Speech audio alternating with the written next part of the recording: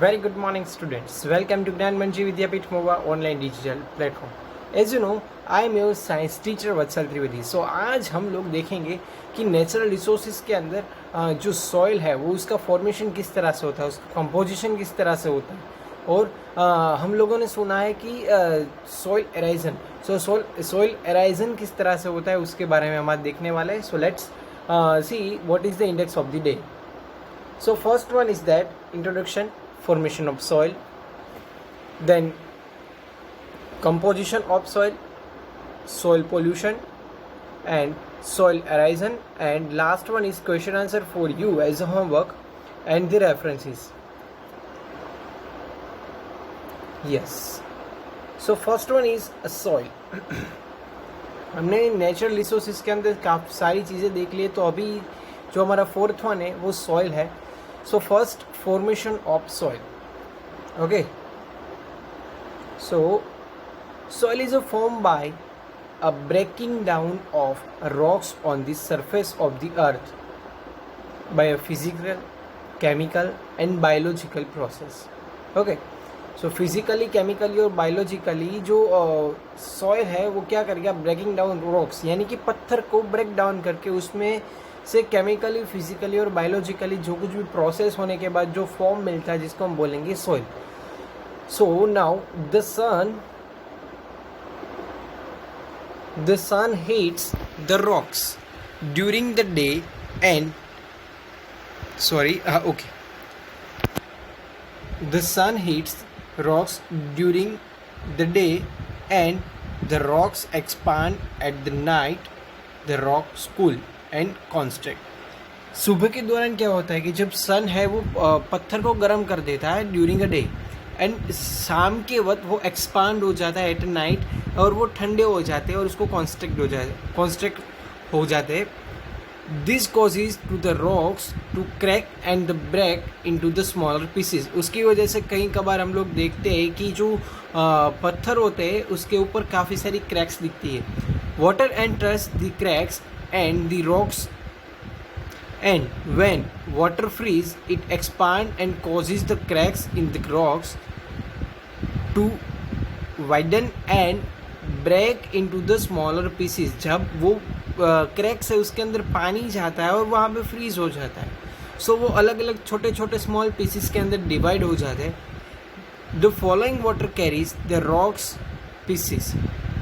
These pieces rub against each other and become a smaller and smaller particles. वो ये पानी की वजह से वो धीरे धीरे छोटे छोटे पार्टिकल्स के अंदर कन्वर्ट होना स्टार्ट हो जाता है. Now strong winds also break rocks into the smaller particles and carries it from one place to another place. The roots of the large trees grow into the cracks in rocks and breaks it into the smaller pieces. Lynches, which grow on the rocks, produce some substances which cause the rock surface to powder and become soil. तो इस तरह से soil बनती है. सो कुछ इस तरह से सॉइल फॉर्मेशन होता है. So basically soil formation soil बनने के लिए क्या क्या होता है वो हमने देखा कि जो हम कई कबार देखते हैं कि पत्थर के बीच में क्रैक होती है, तो वो क्रैक के अंदर जब पानी चला जाएगा तो फ्रीज होने के बाद धीरे धीरे वो छोटे छोटे स्मॉलर एंड स्मॉलर पीसेस के अंदर कन्वर्ट होना स्टार्ट हो जाएगी. देन आफ्टर जो प्लांट्स होते हैं मोस्टली निंचिस प्लांट्स, सो वो क्या होते हैं उसके पत्थर के ऊपर ही ग्रो होना स्टार्ट कर देते हैं. तो वो उसकी वजह से भी वो उसका पार्टिकल्स यानी कि जो रॉक्स है उसके पार्टिकल्स छोटे छोटे फॉर्म में कन्वर्ट होना स्टार्ट हो जाता है और वो एक पाउडर और बिकम अ सॉइल. उसमें से एक ज़मीन बनती है, सॉइल बनती है. सो ये है formation of soil. Now next one is composition of soil. So soil is a mixture of rocks particles. किसका पर rocks particles, decayed organisms called humans and living organisms, minerals, air and water. वो soil किससे बनी होती है? It is a mixture of rocks particles, decayed organisms called humans, then living organisms, minerals air and water के mixture को हम क्या बोलेंगे? Soil. So the amount of minerals, volumes, air and water are a factors which decided the biodiversity that in area. Okay, next topic है हमारा soil pollution, यानी कि ज़मीन के अंदर जो कुछ भी पोल्यूशन होता है. हमने रिवर के अंदर पानी का सॉल्यूशन देख लिया, एयर सॉल्यूशन देख लिया, वाटर पोल्यूशन देख लिया, एयर पोल्यूशन देख लिया. So same it is soil pollution, यानी कि ज़मीन को भी प्रदूषित होता है. सो ज़मीन का प्रदूषण. Okay, so the addition of harmful substances which affected on fertility of the soil and kills the diversity of organisms living in the called pollution.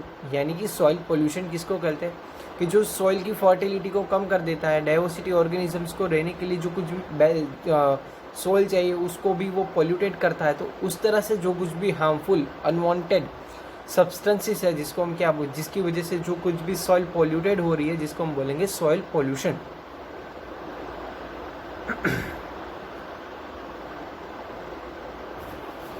Soil pollution is caused by the excessive use of the fertilizer and pesticides. It kills the organisms like earthworm and bacteria, which make the soil rich in the fumes. The removal of uses components and addition of other harmful substances reduce the fertility of the soil, causes the soil pollution. हम काफ़ी सारे जगह पर देखते हैं कि mostly farms के अंदर फर्टिलाइजर्स का यूज़ होता है, तो जिसकी वजह से फर्टिलाइजर्स है, केमिकल्स है, प्लास्टिक्स है, जिसकी वजह से जो सॉइल की फर्टिलिटी है उस पर काफ़ी सारी इफ़ेक्ट होती है, जिसकी वजह से सॉइल पोल्यूशन होना स्टार्ट हो जाता है.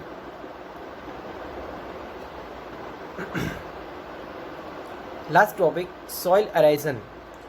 So the carrying away of soil from the one place to another place by flowing of water and wind called soil pollution. Large scale of deformation also causes soil erosion. Okay, so पानी की वजह से जमीन arise होती है, यानी कि जमीन है वो एक जगह से दूसरी जगह तक वो पास आउट होती है, जिसकी वजह से सॉइल एरोजन होता है. Soil erosion can be reduced and prevented by the vegetative covered on the ground, afforestation, and construction of bunds and dams, etc. So we can prevent by the growing more vegetative plants. So उसके roots की वजह से soil erosion होना stop हो जाएगा. Now let's do some activity. Effect of flowing water on top soil. Take 2 trays of the same size of fill them with soil. ये एक जिसके पास खेतर या फार्म हो उसके अंदर ही उसके पास ही ये एक्टिविटी हो सकती है. तो यहाँ पे हम जस्ट आपको दिखाने के लिए मैं यहाँ पे बता रहा हूँ. प्लांट मस्टर्ड और green Graeme in one of the tries. Water both the trays for a few days till the first tray is covered by the plant growth, and the tilt both trays at the same angle. Pour equal amount of water generally on the both trays. More soil carried out of the tray which did not have a plant growth. More shows that vegetative cover reduce a soil erosion. Okay. So now आज हमने देखा soil halogen, soil pollution, soil formation और composition of soil.